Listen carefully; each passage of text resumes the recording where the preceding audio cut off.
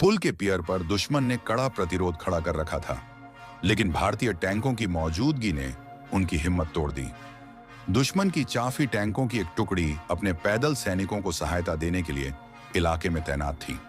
जैसे ही उन्होंने 71 armoured regiment के T-50 टैंकों की गड़गड़ाहट सुनी, वे घबराकर रेलवे सड़क पुल की ओर पीछे हटने लगे।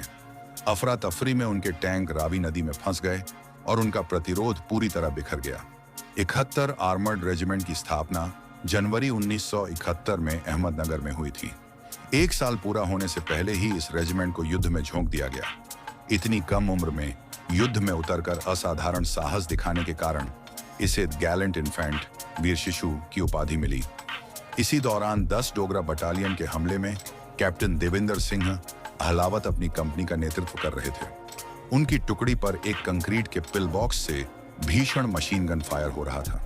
बिना अपने प्राणों की परवाह किए कैप्टन अहलावत अकेले ही पिल बॉक्स की ओर लपके।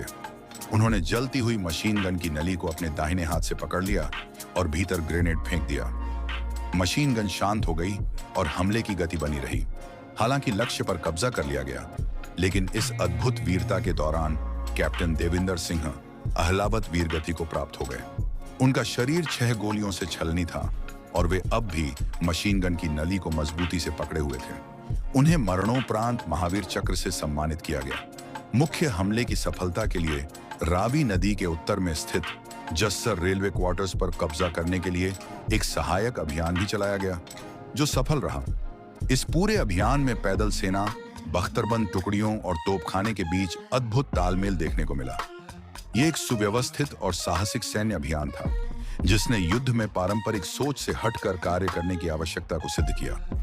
10 डोगरा के commanding officer lieutenant colonel Narendra Singh Sandhu और ब्रिगेड कमांडर ब्रिगेडियर के गौरशंकर को भी उनके असाधारण नेतृत्व और वीरता के लिए महावीर चक्र प्रदान किया गया। 86 इन्फेंट्री ब्रिगेड की सभी बटालियनों को डेरा बाबा नानक का युद्ध सम्मान प्रदान किया गया।